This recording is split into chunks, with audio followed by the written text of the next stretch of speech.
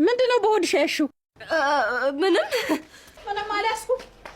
ልጅ እንዳይሆን ብቻ ነይ ቆይ ቆምልሽ። ምንድነው በሆድሽ ያልሽው? አንቺ መልሰሽ ልጅቷን ወደሽ ውስጥ ከተሻት እንዴ? ኧረ እባክሽ 9 ወሩ አይበቃትም? ድጋሜ አረገዝኩ እንዳትይ።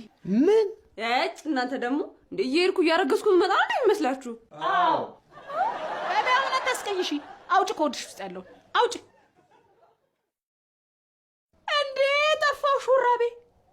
ለምንድን ነው ያሰድሽብኝ? ያው ስለጠፋብሽ ነው እኮ። አንቺ ስለሰረቅሽብኝ ነው አይጠፋብኝ። እና ስለጠፋብሽ ልውሰደዋ። አጨደዛ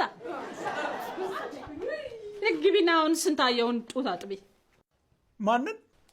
ስንታየው ምን ነው? ማን ነው ደግሞ ስንታየው? ልጅሽ ናታ። ልጇን ስንታየው ነው ብለሽ የምትጠራት እንዴ? እቺ ሕፃን ልጅ ምን አይታ ነው ስንታየው የምትያት? ለካ ልጅቷ ቀኑን ሙሉ እያለቀሰች የምትውለው ስንታየው ብለሽ እየጠራሻት ነው። ስንታየው?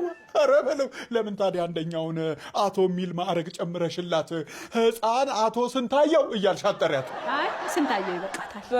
በይ ከዚህ በኋላ ልጅን ስንታየው ብለሽ ትጠሪያት እንዳልሰማ። እንዴ የወለድኩት እኮ ሴት ሕፃን ልጅ ነው። ወንድ ጎረምሳ መሰለሽ እንዴ? አይ ስንታየው ምን ሆነ? እኛ ምን እናውቃለን? ሄደሽ ጠይቃ።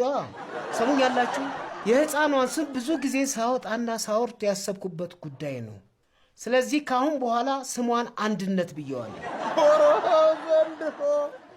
ጭራሽ አንድነት አልካት እንዴ?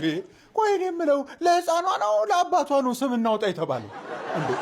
ይኸውላችሁ እኔ ቀልጣፋነቷን፣ ጎበዝነቷን፣ ወደፊት ጠንካራ እንደምትሆን አስቤ ብቻ ውሮን ስላልመሰለችና በወሮ ስላልወጣች ትንሿ ጩቢ